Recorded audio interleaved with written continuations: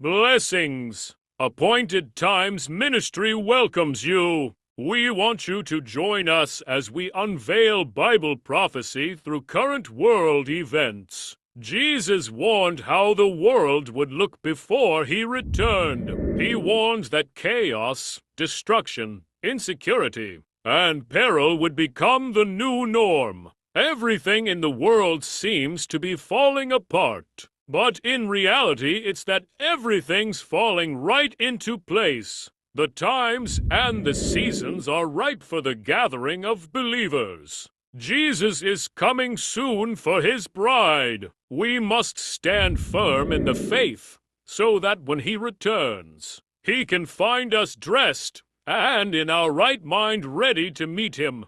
Jesus said, "And you will hear of wars and threats of wars. But don't panic. Yes, these things must take place, but the end won't follow immediately. Nation will go to war against nation, and kingdom against kingdom. There will be famines and earthquakes in many parts of the world. But all this is only the first of the birth pains, with more to come." Continue now between Israel and leaders of the Hamas terror group, but fears of an Iranian strike on Israel could derail those talks. Washington correspondent Trevor Shirley joining us live from D.C. with more on this. Trevor, good morning. Dan and Hazel, good morning to both of you. And now Hamas says it does not plan on taking part in those ceasefire talks. This is something that's been going on for several weeks at this point. That leaves Israel now to create a ceasefire framework with other Middle Eastern countries acting on Hamas's behalf. Hamas leadership says it's losing faith that the U.S. can act as an effective mediator. Those leaders say they'll only negotiate under the framework laid out by President Joe Biden back in May. Hamas also opposes Israeli demands that Israel maintain a lasting military presence in Gaza as part of any ceasefire. Officials with Hamas also say the civilian death toll has now hit 40,000. There are renewed efforts to get a ceasefire in place. Fears remain, though, that an attack by Iran on Israel could derail any hope of a ceasefire soon. Iran has vowed to strike Israel after Israeli operations killed several top Hamas officials, including one who was visiting Iran when he was killed. U.S. officials, those say they are optimistic that an agreement can happen. We feel confident in saying that the contours of what the president outlined on May 31st has been accepted, and what we are focusing on now and what the talks are focusing on is working on the details of the implementation. And so far, U.S. and its allies have called on Iran to stand down, but so far, Iran has refused those calls. Developing at 5, U.S. officials have warned that Iran and its ally groups may be planning a significant assault on Israel at any moment. Fox's Mike Emanuel has more from Washington. The Islamic Republic is said to be positioning missiles and drones for a potential strike. The United States is moving more firepower into the region as Israel braces for the assault. It happens almost every day along the Israel-Lebanon border, a barrage of drones targeting northern Israel, with the Iron Dome intercepting most. Tensions are heightened in the Middle East as the U.S. prepares for what's to come. We've, of course, seen the public messaging that has come out, whether it be from Hezbollah or from Iran, and that's why the secretary made the decision that he did to bolster our force posture in the region. Under pressure from global powers, Iran's foreign ministry criticized calls for restraint as, quote, lacking logic and contradicting international law. A complication for Tehran is a potential ceasefire deal between Israel and Hamas. The U.S. focus is clear. I really can't speak for what Iran's endgame is, but I can tell you what ours is, and that is to prevent a wider regional war from spreading out within the Middle East. Talks are scheduled to resume on Thursday, but if Iran attacks, it could derail the conversation. Everyone in the region should understand that further attacks only perpetuate conflict, instability, and insecurity for everyone. The The United States ramping up its naval presence in the region with 14 warships and a guided missile submarine carrying more than 150 Tomahawk missiles. Eric, the world is watching Ukraine as well, as Ukrainian President Volodymyr Zelensky is acknowledging for the first time that his forces have pushed into Russia's southern Kursk region. It's Ukraine's biggest incursion into Russia so far. Zelensky says it follows hundreds of Russian attacks from Kursk this summer, and now Moscow is threatening to retaliate. Stephanie Bennett is live in London with the very latest. Stephanie. Hey, Arthel. Yeah, the back and forth continues. President Zelensky said that they deserved a fair response after claiming Russia had sent more than 2,000 airstrikes from the Kursk region over into Ukraine this summer alone. But first, within the last hour, President Zelensky also posting on X saying Russian forces have lit a fire at a nuclear power plant in southern Ukraine. So we're keeping an eye on that. But Ukraine's president, as we know, for the first time confirming today that his forces are engaged in that major cross-border offensive into Russia's Kursk region, where Russia appeared to be caught off guard by the surprise attack earlier this week. Fighting there is now heading into its sixth day. Reports suggest more than 6,000 Ukrainian troops may have crossed that border. In a move that further indicates Russia's military is struggling, Moscow has declared a state of emergency in the Kursk region and has evacuated 76,000 civilians. Ukraine is proving that it can indeed restore justice and ensure the necessary pressure on the aggressor.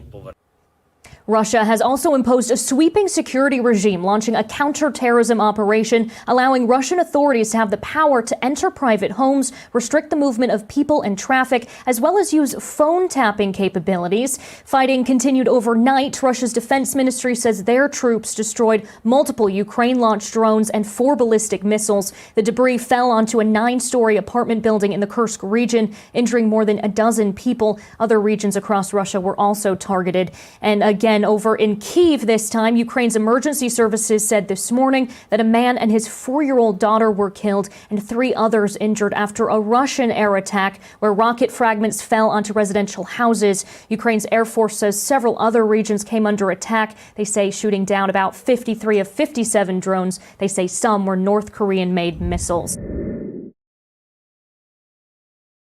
Mpox, the virus formerly known as monkeypox, is spreading quickly around the world following a summer outbreak in Africa that saw a new variant infect more than 14,000 people, causing more than 500 deaths. The World Health Organization has labeled the outbreak a global health emergency, and now the variant has spread to Europe, with Sweden reporting at least 1 case, which they say they have under control. Sweden has a good preparedness to diagnose, isolate, and care for people in a safe and good way, and that does not pose a risk to the general population.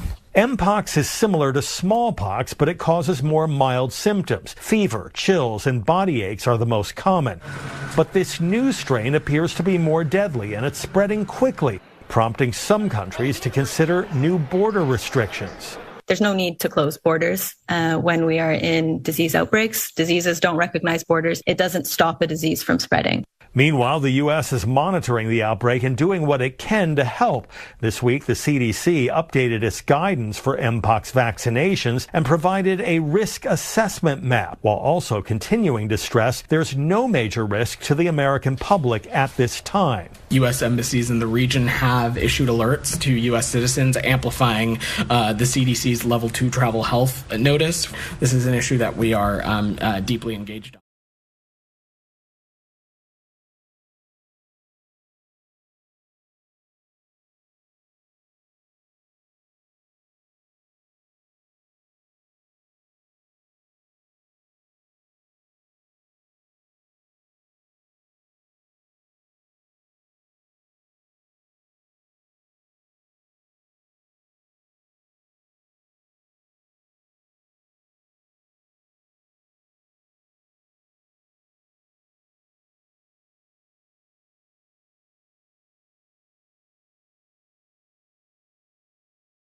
Six-year-old Giovanni Chulu Jennings died from blunt force trauma to his abdomen and a perforated bowel after a lengthy period of confinement and abuse at a home in Madison Heights. They say Giovanni was bound to the wall by using a staple gun to his clothes, forcing his face into a corner. Investigators also allege the abuse included being shot with a BB gun. They say the boy's 2 younger siblings witnessed the abuse. His mom, Elena Jennings, and her boyfriend, Daniel Giacchina, are now charged with murder and first-degree child abuse. That's in addition to charges of lying to peace officer, which was filed last week. Investigators say the couple tried to blame the abuse on the boy's biological father after mom called 911 July 30th saying her son was unconscious. Investigators say Giacchino was responsible for the abuse, but mom was aware of it and even at times encouraged it. The couple allegedly shared laughs over the boy living a nightmare.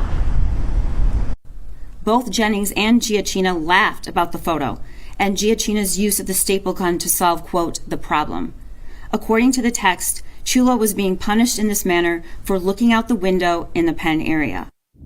Her neighbor used a page ripped from the Bible to set her home on fire while she and her family were inside. ABC 13's Luke Jones spoke to the victim in Magnolia and joins us with this incredible eyewitness account. This is the suspect's house right across the street. The victims, before she even got to the house, were told she was running around with this gas canister, pouring the contents on the vehicles. Tonight, no motive has officially been ruled, but multiple people tell us they believe she suffers from mental issues. Charred metal and wood, a smashed window, and a lot of frayed nerves. Because I just froze. The aftermath, investigators say, of this woman, Christine Riley's fire-fueled frenzy. It was a nightmare, man. Sergio Sanchez says he pulled up to his boss's house at the Victoria Village Mobile Home Park a little after 5:30 Tuesday morning, just in time to see Riley pouring gasoline on his boss's cars. I couldn't believe it. I just started honking for like 5 minutes until everybody was asleep. I just started honking until everybody came out. And when Mitzi Garza came out, she couldn't believe what she saw. The lady standing right here, she's burning up a paper. A page, Garza says, ripped from a Bible. Why would you burn a Bible? I would never burn a Bible. And I ask her, what are you doing? She goes, what do you think I'm doing? Her intent soon becomes apparent as she drops the flaming object she's holding and Garza's porch goes up in flames. Garza says she doubles back inside to alert her husband and 3 children, 2 teens and a 2-year-old. Their path out the front now blocked. They're forced to flee out the back door. I was really scared. I was like, what is she doing? Like, I don't know her. Why would she do this? Like, I have my kids in here, you know? With multiple fires now raging and firefighters still a ways out, it's down to Sanchez and his boss to get things under control. I had a cooler, those styrofoam coolers, those white ones, and we just started going at it, man. As they're doing that, Riley retreats to her house. And that's where she remains for the next 12 hours as a SWAT team and crisis negotiators attempt to get her to surrender. Sanchez says they eventually go in through a window. Moments later, you can see Riley being wheeled out on a gurney, bound first for the hospital and then the county jail, where Garza hopes she remains. Since I've been so, nervous about everything, I literally crashed this morning my other truck. So now we have no vehicles. The latest blow to a family still shaken by yesterday's close brush with death. Dramatic and scary scenes in downtown LA caught on video after a man claims he was ripped out of his car by a mob. Now, the victim says he was beaten and robbed right in broad daylight. Take a look. The attack left the victim with a broken leg, his car vandalized. KTLA's Carlos Acedo joins us in studio now with details on the brutal attack and also reaction from the victim. Carlos. Rick Kareem, good evening. A mob attack on the streets of LA. Part of the brutal beatdown caught on camera. The victim on the receiving end could be heard asking for help. The person recording in disbelief about what he was witnessing. This is what LA has come to, dog. I'm not even playing, dog. I literally just parked, bro, right over there. Man, these kids are wildin', bro. They're not even older than 20, dog. Complete mayhem on a downtown LA street as a group of teens target this vehicle and the driver. Come on, man. Yo, man, hey, I'm sorry. I don't know these people. I just parked right there, bro. Are you okay, sir? The driver, Shiloh Beg Bazarbai Ulu, can be heard telling the man recording to call police. He was left limping after being brutally attacked. His car ransacked and left badly damaged.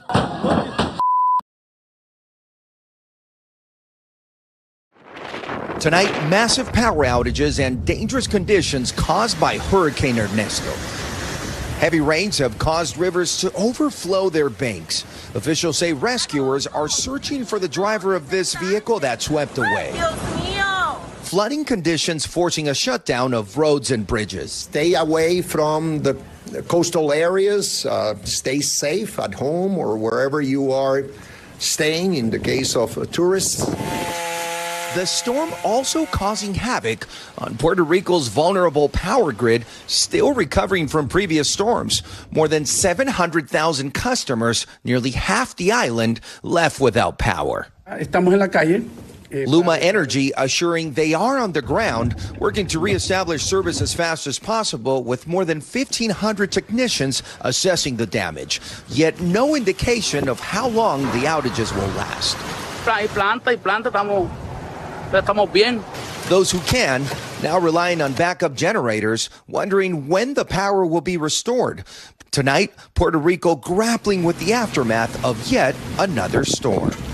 Hurricane Ernesto is charging towards Bermuda today as officials on the tiny island in the middle of the Atlantic Ocean prepared to open shelters and close government offices.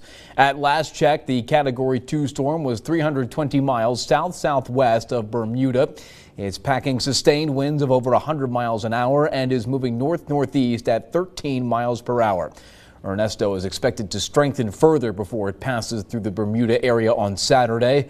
The storm has already left hundreds of thousands of people in Puerto Rico without power or water as sweltering heat intensifies. Time is running out. Jesus is the way, the truth, and the life.